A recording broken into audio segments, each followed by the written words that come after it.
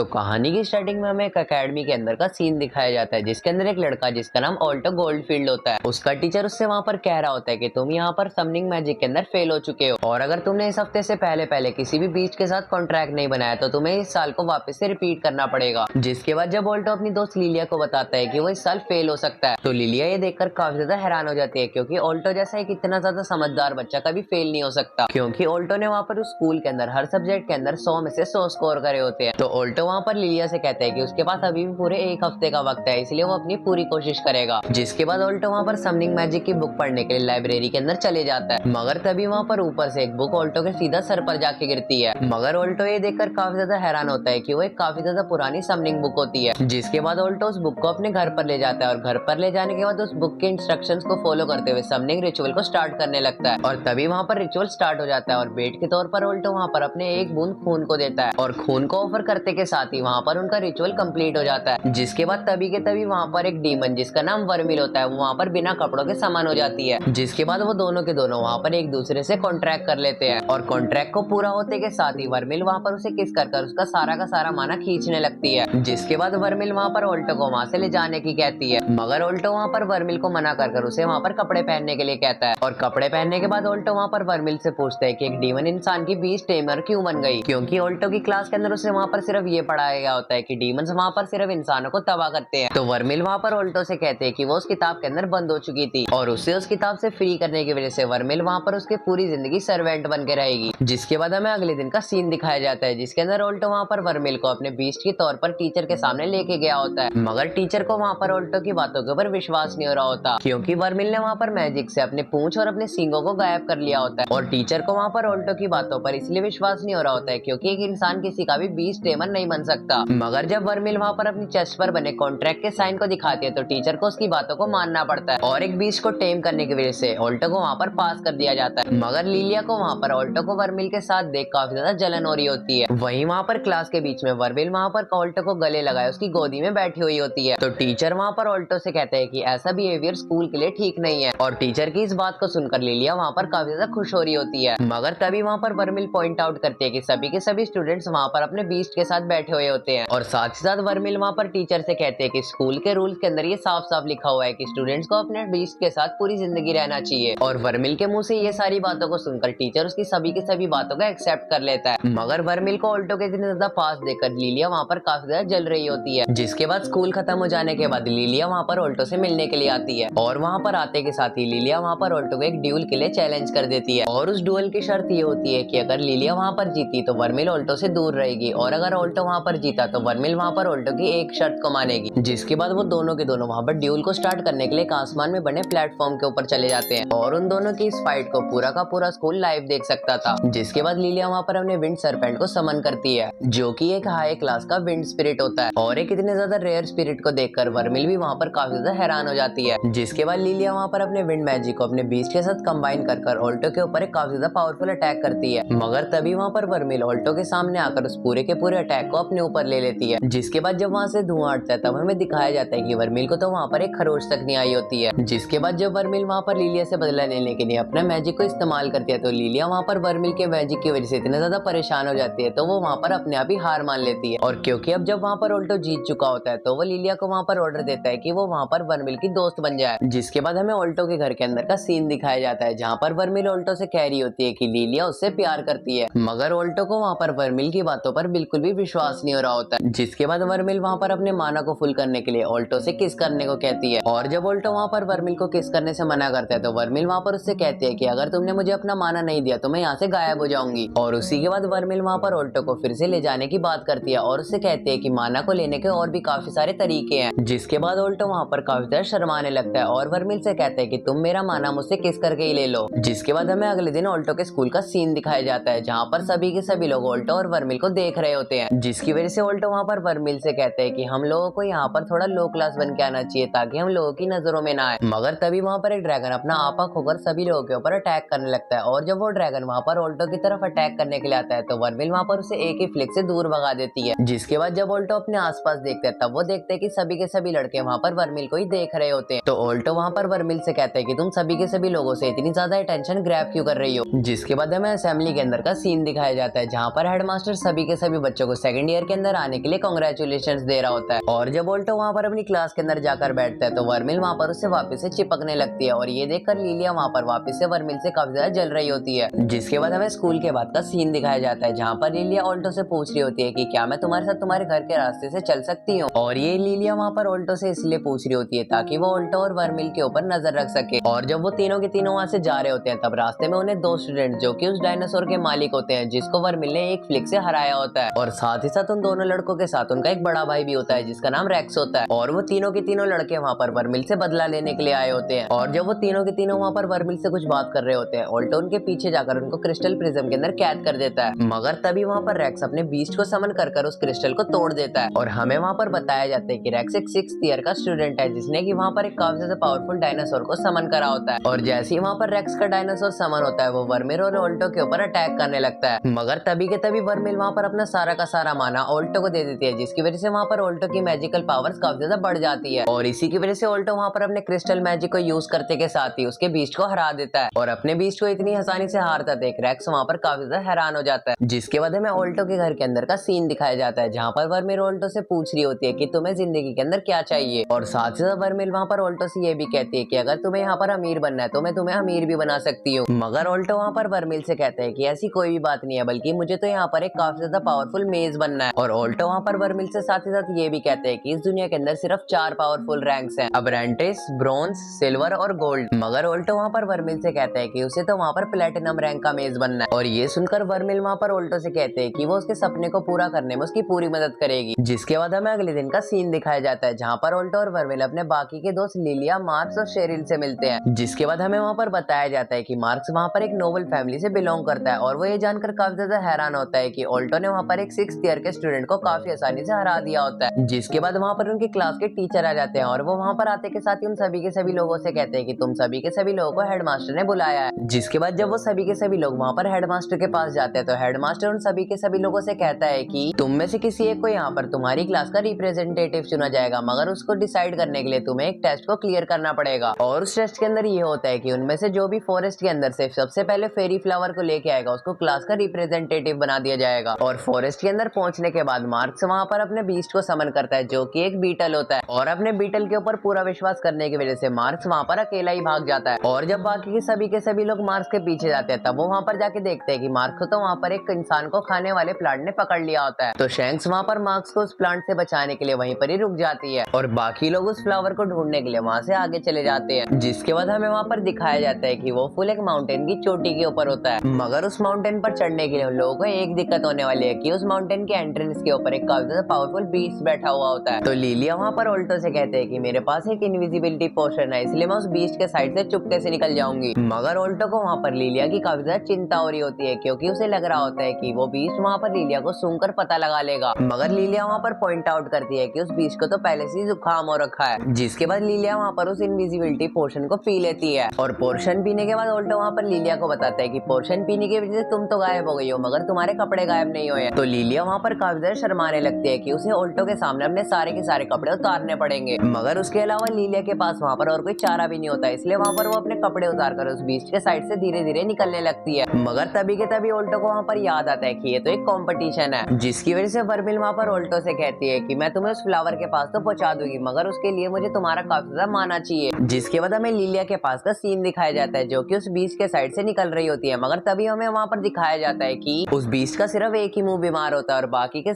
सभी मुंह पूरी तरीके से सही होते हैं इसलिए वो बीस्ट वहाँ पर लिलिया को देख लेता है। और इसी की वजह से ऑल्टो वहाँ पर उस बीस्ट का थोड़ा ध्यान भटकाने के लिए अपने मैजिक से अटैक करता है। जिसके बाद ऑल्टो वहाँ पर लिलिया से कहता है कि जब तक मैं इस बीस्ट का थोड़ा ध्यान भटकाता हूँ तुम जल्दी से जाकर उस फ्लावर को तोड़ लो। और उसके बाद जैसे ही वो बीस्ट वहाँ पर ऑल्टो की तरफ अटैक करने के लिए आगे बढ़ता है वर्मिल वहाँ पर पीछे से आकर अपनी सभी के सभी पावर्स को अनलीश कर देती है। और वर्मिल की नजर डिमोनिक पावर्स की वजह से वहाँ पर एक काफी ज्यादा बड़ा एक्सप्लोजन हो जाता है। और उसी के बीच लिलिया वहाँ पर उस फ्लावर को लेने में कामयाब हो जाती है। जिसके बाद लिलिया वहाँ पर उस फ्लावर को नीचे लेके आती है और ऑल्टो को देने की बात करती है। मगर तभी के तभी वहाँ पर लिलिया का इनविजिबिलिटी पोर्शन खत्म हो जाता है। और जब ऑल्टो इस बात को वहाँ पर लिलिया को बताता है तो लिलिया वहाँ पर काफी ज्यादा शर्मा जाती है और फ्लावर को पूरी जोर से आसमान में फेंक देती है। जिसकी वजह से वो फूल वहाँ पर पीछे खड़ी शेरिल के हाथ में चले जाता है। और उसके बाद शेरिल को ही वहाँ पर उनकी क्लास का रिप्रेजेंटेटिव बना दिया जाता है। और शेरिल को उनकी क्लास का रिप्रेजेंटेटिव बनता देख वो सभी के सभी उसे कांग्रेचुलेशंस दे रहे होते हैं। जिसके बाद हमें कुछ दिनों बाद का सीन दिखाया जाता है जहाँ पर वर्मिल अपनी जिंदगी के अंदर पहली बार आइसक्रीम को खा रही होती है, और अपनी जिंदगी के अंदर पहली बार इसलिए क्योंकि वर्मिल उस बुक के अंदर काफी हजारों सालों से कैद हो रखी थी। जिसके बाद हमें कुछ देर बाद का सीन दिखाया जाता है जहाँ पर सभी के सभी स्टूडेंट्स आसमान के अंदर ये देखकर काफी ज्यादा हैरान होते हैं कि उनके ऊपर से पूरे के पूरे ड्रैगन की फौज जा रही होती है, और सभी के सभी स्टूडेंट्स वहाँ पर उन सभी के सभी ड्रैगन्स के लीडर क्रिस की काफी ज्यादा तारीफ कर रहे होते हैं। मगर वर्मिल को वहाँ पर ये समझ नहीं आ रहा होता है कि सभी के सभी लोग उस लड़के की तारीफ क्यों कर रहे होते हैं। तो ऑल्टो वहाँ पर वर्मिल से कहते हैं कि ये सभी के सभी लोग ड्रैगन ग्रुप से बिलोंग करते हैं, और उसी ग्रुप से रेक्स भी बिलोंग करता है। जिसके बाद स्कूल में जाने के बाद वो दोनों के दोनों वहाँ पर मार्क, शेरिल और लिलिया से मिलते हैं। मार्क्स वहाँ पर ड्रैगन ग्रुप की लीडर क्रिस की काफी ज्यादा तारीफ कर रहा होता है, और वहाँ पर ऑल्टो से कहते हैं कि वो ड्रैगन ग्रुप की लीडर होने के साथ ही साथ स्टूडेंट काउंसिल की प्रेसिडेंट भी है, और साथ ही साथ वो पूरे स्कूल के 7 गोल्ड रैंकर में से एक भी है। और ये सुनकर ऑल्टो वहाँ पर काफी ज्यादा हैरान हो जाता है क्योंकि क्रिस वहाँ पर एक स्टूडेंट होने के साथ ही साथ एक गोल्ड रैंकर भी है, जिसकी वजह से ऑल्टो वहाँ पर सभी लोगों से कहते हैं कि वो भी चाहता है कि वो भी स्टूडेंट काउंसिल का प्रेसिडेंट बने, क्योंकि वो वहाँ पर प्लेटिनम रैंक के काफी ज्यादा करीब हो जाएगा। और तभी के तभी वर्मिल वहाँ पर ऑल्टो के ऊपर अपने करण अर्जुन रख देती है, और ऑल्टो से कहती है कि अगर तुम चाहो तो मैं तुम्हारा ये सपना भी पूरा कर सकती हूँ। मगर ऑल्टो को वहाँ पर वर्मिल के करण अर्जुन की वजह से बिल्कुल भी सांस नहीं आ रही होती है, इसलिए लिलिया वहाँ पर वर्मिल को हटाकर उसे वापस से लड़ाई करने लगती है। जिसके बाद क्लास के बाद में लिलिया वहाँ पर शेरिल से वर्मिल से होती हुई जलन के बारे में शेरिल को बता रही होती है, और एक दूसरे से बातचीत करते हुए लिलिया वहाँ पर शेरिल से कहते हैं कि मुझे तो लगता है कि वर्मिल एक इंसान भी नहीं है, क्योंकि वर्मिल ने वहाँ पर एक काफी ज्यादा पावरफुल बीस्ट को सिर्फ अपने एक ही अटैक से हरा दिया था। यहाँ तक कि इतने ज्यादा पावरफुल बीस्ट को हराने के लिए गोल्ड रैंक का मैजिशियन भी कम पड़ जाएगा। जिसके बाद वहाँ पर लिलिया एक कसम खाती है कि वो वर्मिल को वहाँ पर सबके सामने एक्सपोज कर रहेगी, और लिलिया के मुंह से इन सारी बातों को सुनकर शेरिल को वहाँ पर कंफर्म हो जाता है कि लिलिया वहाँ पर ऑल्टो से कितना ज्यादा प्यार करती है। और ये सारी बातें जब शेरिल वहाँ पर लिलिया से कहती है तो लिलिया वहाँ पर काफी ज्यादा शर्माने लगती है। तो शेरिल वहाँ पर लिलिया से कहते हैं कि इन सारी बातों के अंदर शर्माने की कोई बात नहीं है, अगर तुम चाहो तो ऑल्टो को अपने बारे में सब कुछ बता सकती हो। तो गाइज अगर वीडियो देखने में मजा आया हो तो चैनल को सब्सक्राइब करके वीडियो को लाइक कर देना, और साथ साथ कमेंट सेक्शन के अंदर पार्ट 2 भी लिख देना, जिससे कि मुझे पता चल सके कि इस वीडियो का पार्ट 2 बनाना है या फिर नहीं। और साथ ही साथ इस वीडियो को छोटा बनाने के लिए मुझे माफ कर देना। तो फिर मिलते हैं अगले संडे को एक नए वीडियो के साथ, तब तक के लिए बाय।